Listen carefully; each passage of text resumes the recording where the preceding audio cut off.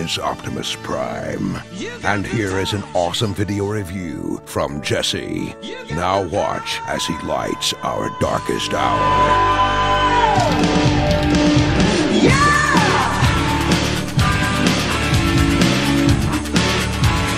Welcome to another Power Rangers review. This time we're looking at the Legacy Megazord, the classic Megazord, the real Megazord. And this is the reissue that just came out. I did do the 2010 revival series Megazord back in, well, 2010, 5 years ago now.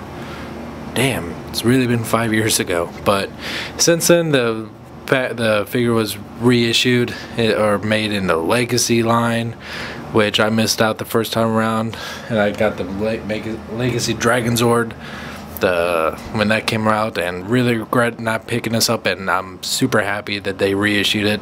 Gotta check out the box here.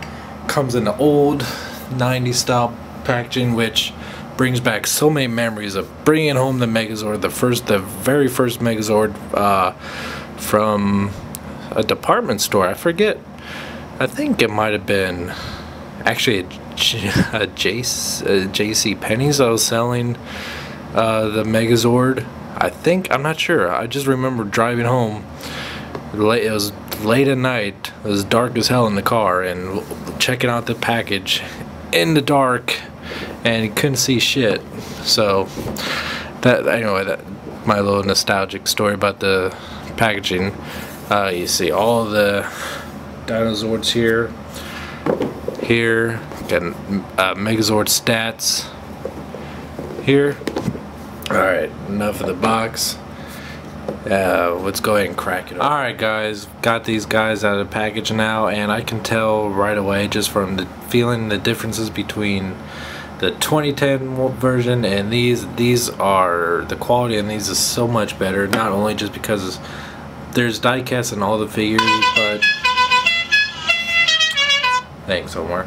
Thanks to the diecast and much better paint detailing and the stickers. I was surprised the stickers were pre-applied this time around. I know on the first release of the Legacy Megazord, you had to apply the stickers, and I was not looking forward to doing that. And I was quite pleased to see the stickers were already on here, and I'm really happy because I knew I was gonna screw something up. But one big change I really like is they went with the plastic sword and chromed it out instead of having that dull gray rubbery sword in the 2010 version. Really happy about this. Anyway, let's take a look at all the Dinozords. Alright, here we have the red Tyrannosaurus Rex sword, and it suffers the same problem that the 2010 one. The arms feel like they're being, he's holding them too close to his body, but that's okay. All this right here is die-cast. Let's see. I believe that's the only part on this that's die-cast, but it's so much of it, and it's really heavy. It just has a good amount of weight to it. I'm really happy they pre-applied that sticker there as well. It still looks great. I really like how they, just like on the first version, they went with the more show accurate stickers here instead of having the goofy ass lightning bolts. Articulation, his head can go up, his mouth can open to reveal his laser guns here, his arms can move, his legs move, and the red paint here is new, I believe. He's got new stickers here on his tail. His legs can go back like that and like that. And that's man, I still kind of wish I had the 2010 one just so I could compare them, but I sold that one knowing that this one was coming out, so it doesn't hurt my feelings too much that I won't be able to compare them. But if you need to, you can look at my previous review of the 2010 one, which you can find in the description.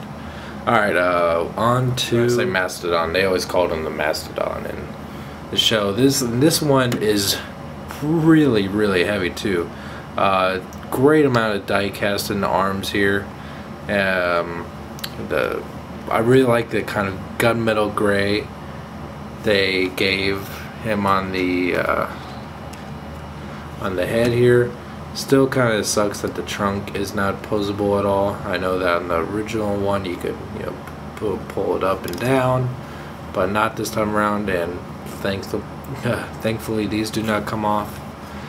Really nice metallic stickers here, gold, and all around looks really nice. And no articulation this one unless you want to count like that right there, but really that's about it. Got the yellow saber-toothed Tigerzord here, and they definitely changed the eyes a bit, gave it a black line around there, make the eyes look bigger, which is a lot better looking this time around. I remember they didn't paint the wheels this, before, so even though I still much would have preferred it if they actually rolled on these wheels. It's a lot better now. The tail section is die cast, so it actually kind of like almost locks right here to kind of give it that like shooting laser look here. Looks good. Stickers are much more updated now. This main sticker here looks a lot different, and overall looks really good. Head can go up and down. Its fangs can go up and down, also its arms up and down, its legs back and forth, I mean. And you can kind of see the China stamp there. But yeah, that's about it for this one. Here we have the blue Triceratops, and this one definitely has the best improvement over it.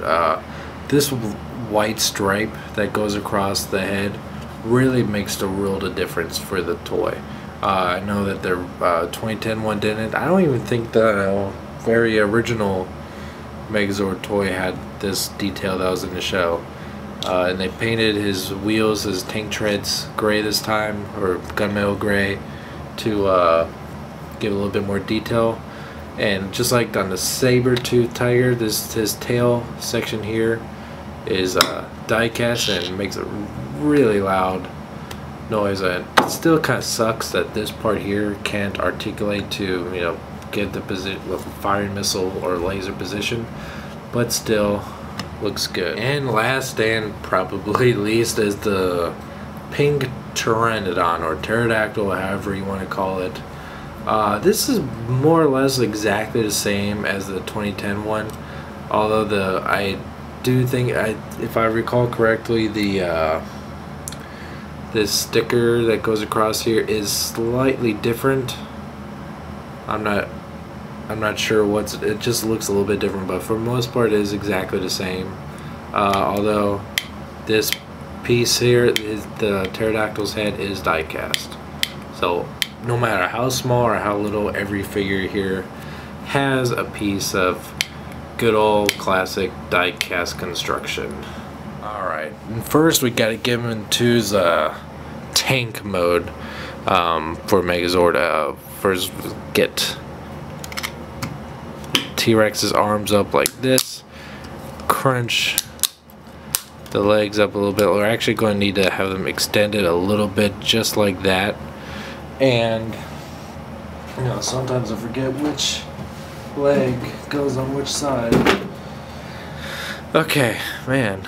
And then fold these legs up and the tail up. Fold his fangs up like this.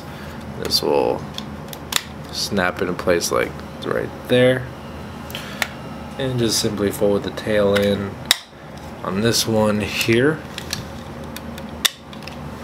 like that, and take off Mastodon's head here. And this part is always said, even on the 2010 one, to switch the arms around just so the hollow spaces were not facing up, but that part never really bothered me, and it's really silly to think of it like that, but I don't understand why they needed to have that little bit there hollow. There they are. There's the missiles or rocket launchers, lasers, whatever you want to call them. We attach them to the front. Take Mastodon's head right here, and then take the Pteranodon and snap it in place on the top here like this. You fold up the tail if you want, and there you have the Megazord in tank mode, which I always dug this form a lot. And just be rolling across the desert, just shooting lasers.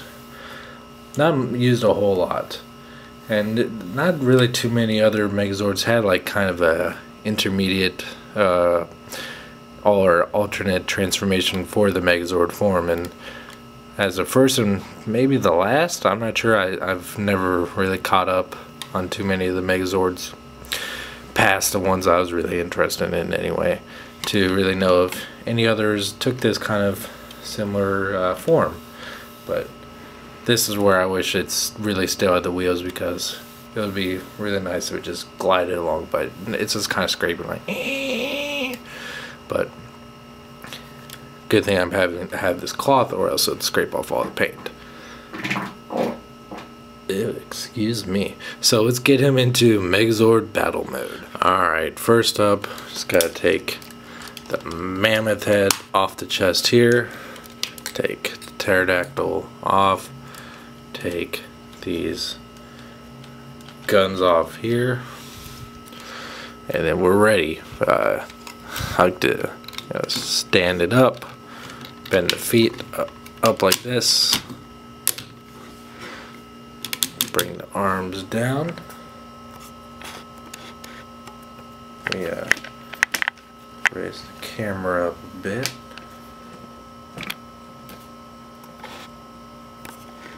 Like that. Rotate the hands around. Like so. Bring these bits up. Open up the chest. There we go. And